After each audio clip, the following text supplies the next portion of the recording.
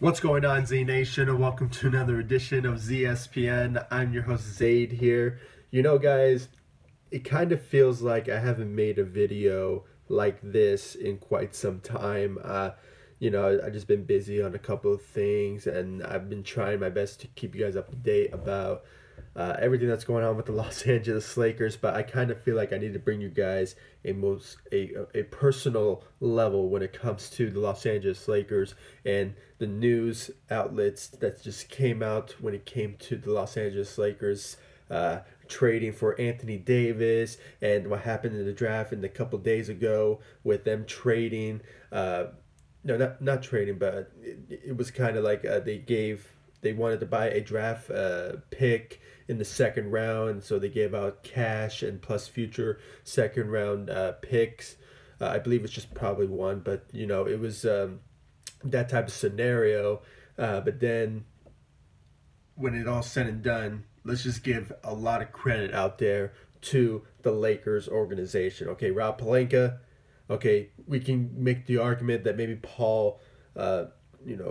Rich Paul had something to do with the decisions that have been made from trading for Anthony Davis and giving up our young players, and plus a lot of assets, and plus the number 4 overall pick in this year's draft. But at the end of the day, guys, this is how the business is, and I'm honestly going to miss our young core most of all. I mean, from Lonzo Ball to Brandon Ingram to Josh Hart even. I mean, there's a lot of scenarios in this trade that it makes you wonder, scratch your head and say, why did you give up so much for Anthony Davis and plus future asset? But I had to credit the Lakers this. I mean, they did keep their demands to the end. I mean, with the whole Kyle Kuzma, I mean, he is still with the Los Angeles Lakers. And guys, we all know how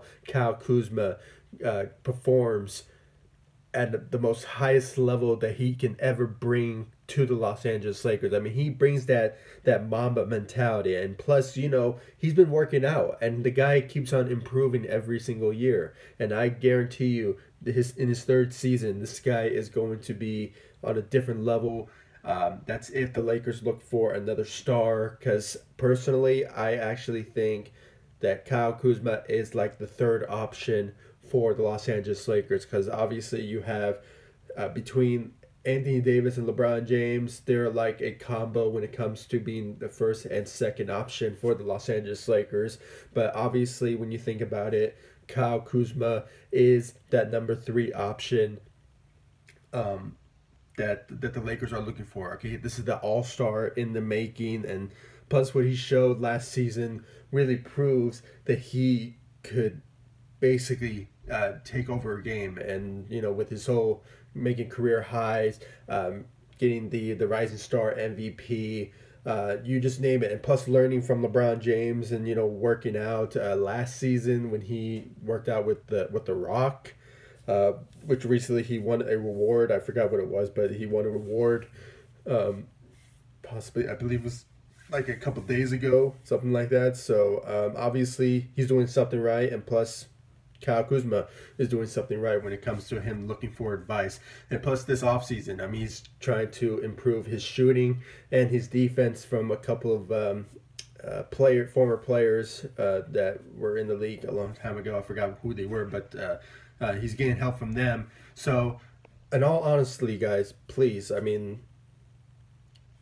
if you guys still feel disappointed that the Lakers traded so much for just Anthony Davis, don't get discouraged. Okay, guys, it's a both win for both teams. But I have to say, the Pelicans got a lot of assets, not just from the Lakers, but also from the number 4 overall pick.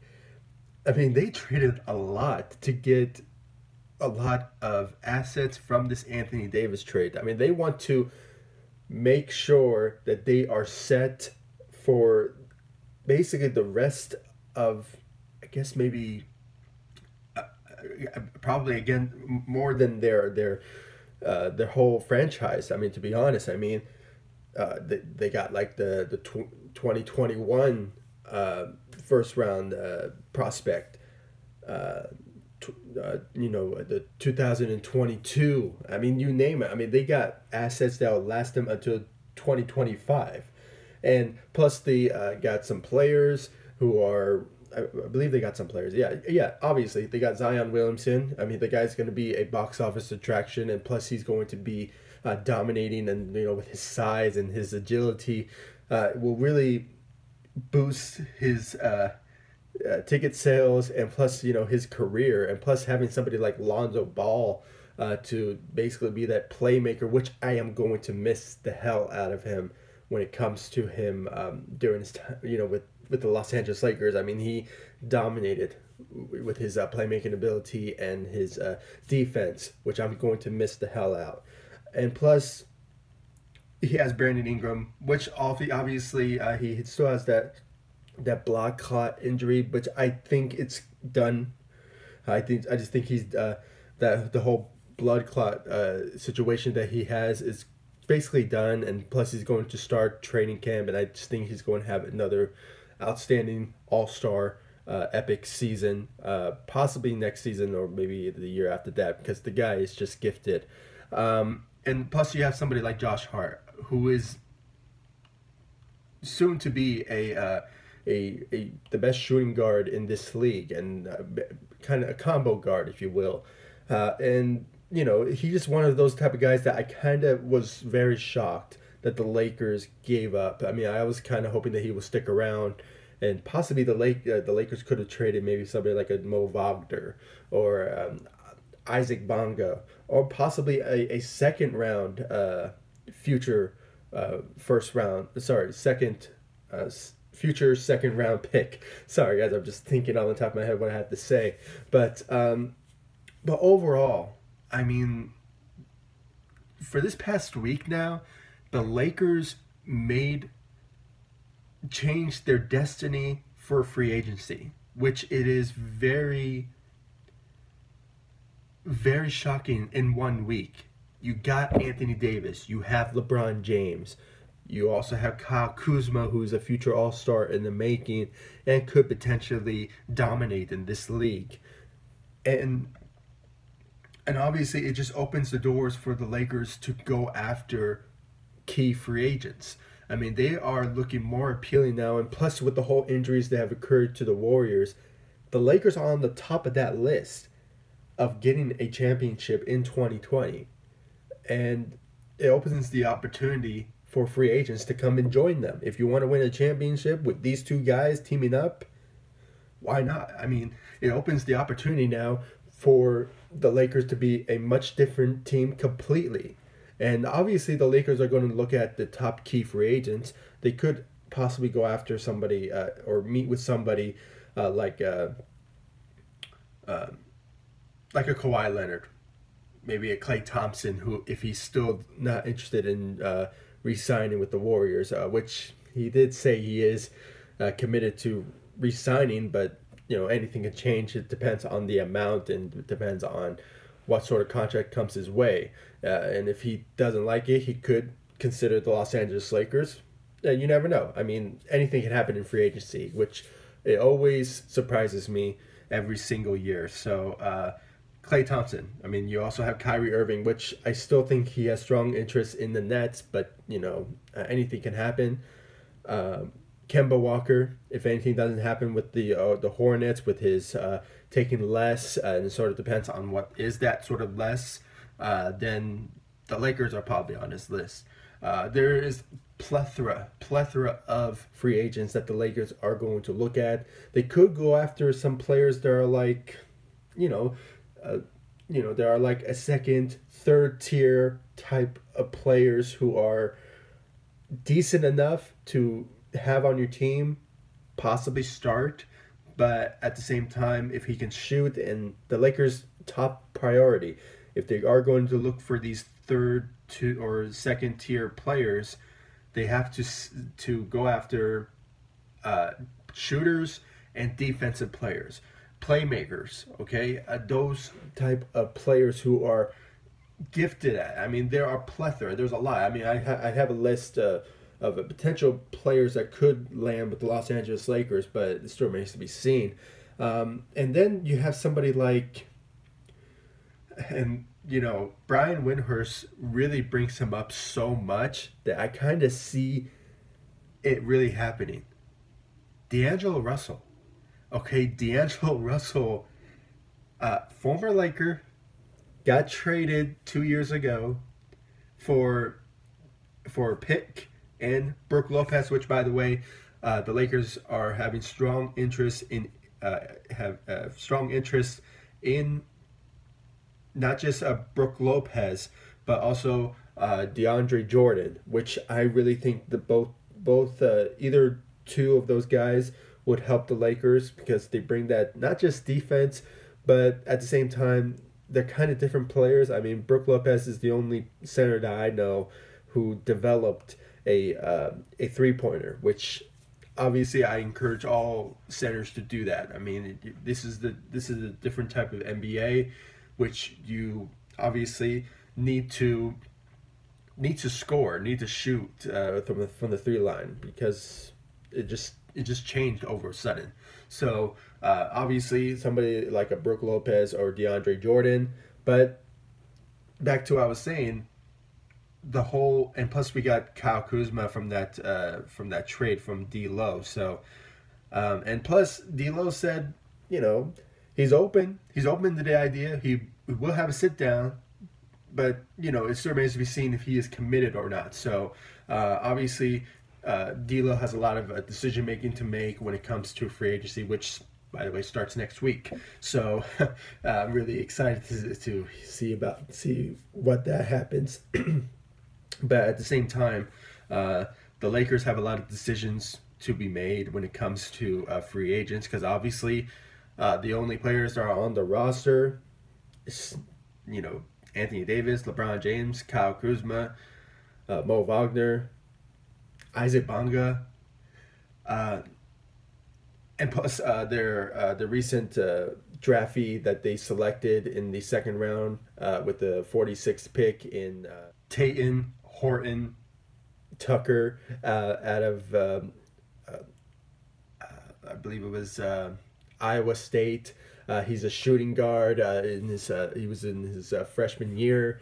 And what he actually brings to the table, which was really surprising. I mean, most people who were looking at this guy once he got selected, they were basically ranking him as a first round selection. I mean, somewhere around the 20th through the 30th. I mean, they were looking at this guy, and I can honestly say there was a couple of players also. I forgot Miles Bridges from the Charlotte Hornets. I mean, he commend the Lakers for selecting him. I mean, there was a lot of good feedback when it comes to Tucker, when it comes to his profile with most players and most executives, and which it kind of like, how should I say this, like, with his selection to the Lakers, it kind of helps the Lakers out because they were lacking guards. I mean, they didn't have no guards whatsoever, and plus them signing some undrafted players, which have some great talent. I can honestly see them potentially going to the G Leagues to develop, but we can kind of see them play possibly in the summer league. And plus with our second round selection, Tucker, we can basically see those players develop and see how they can play. I can honestly say the Lakers made some good signings, honestly, and I can kind of see them hopefully show up. Maybe we can see something out of them that could potentially bring them to the Lakers roster instead of staying in the G League, but it still remains to be seen. But overall, most of these guys that the Lakers brought in, they are shooters, and some of them are good defenders, and especially Tucker. I mean, the guy with his size, he can really galvanize his ability to, when it comes to guarding, he can really handle his own as that type of big guy as a shooter.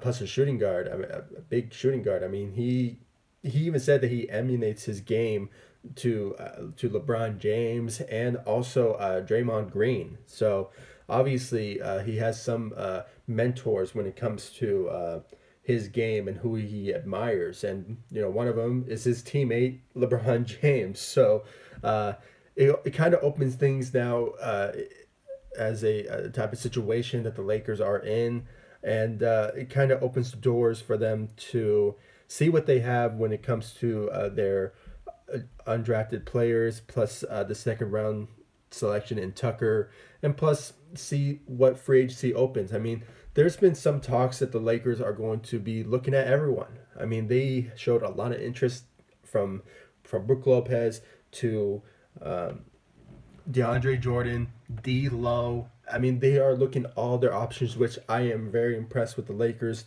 by doing that, because as of right now, the Western Conference is open. It's open for any team to, basically take a championship. I mean, the West is still very light. The only players that are going to come out is the Toronto Raptors, which if Kawhi Leonard sticks around, is the Toronto Raptors, and plus I can't really think of any other teams in the East that will come out. I mean, maybe the Milwaukee Bucks, but still remains to be seen if they're still the same team or not. But other than that, the Western Conference is open for the Lakers to just grab it and go with it. I mean, they could really contend and hopefully win a championship, possibly in 2020. So it kind of opens the door for them to really go after a chip next season. And I kind of hope for them to possibly pull that off, and I hope it really works out at the end. So guys, please comment down below. Please give me your thoughts. I mean, I really appreciate your thoughts and opinions when it comes to the Lakers. I honestly gave you guys my thoughts.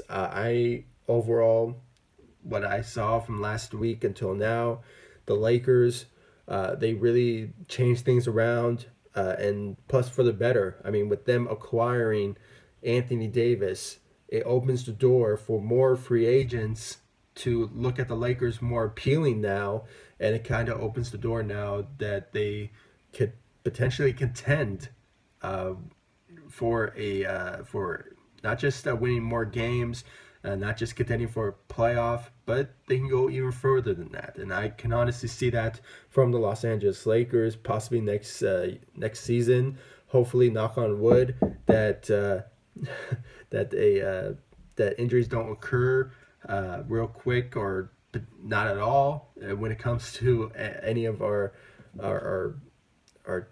top superstars on the Lakers. With the whole injury that occurred last season with LeBron James, really ruined the atmosphere, and plus the chemistry of how the Lakers were winning during that time. Because you remember, the Lakers were the second seed in the Western Conference once after LeBron James went down with that groin injury. So it kind of ruined the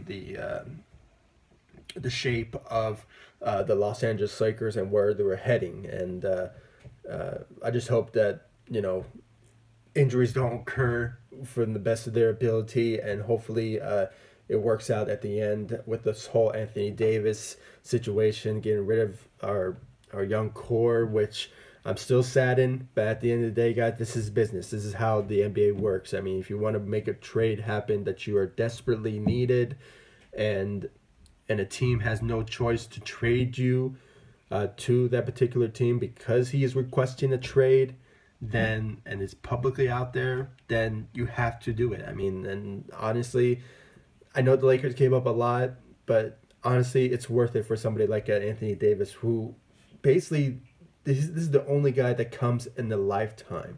You have to make a trade for somebody like him, and I'm glad the Lakers made that type of decision and stuck with their guns by keeping Kyle Kuzma, which I think it's a win for the Lakers by keeping Kyle Kuzma, and with free agency and having those three together, really opens the door for the Lakers to really go after free agency and those particular free agents, and it opens the door for potential reuniting with the whole what's his name, D'Lo, and plus recently, I believe a couple of days ago, Julius Randle declined his player option, so it still remains if he will get his contract with the Pelicans, or he might even consider rejoining the Los Angeles Lakers. I mean, he has a lot of options in front of him that in free agency that Julius Randle could do.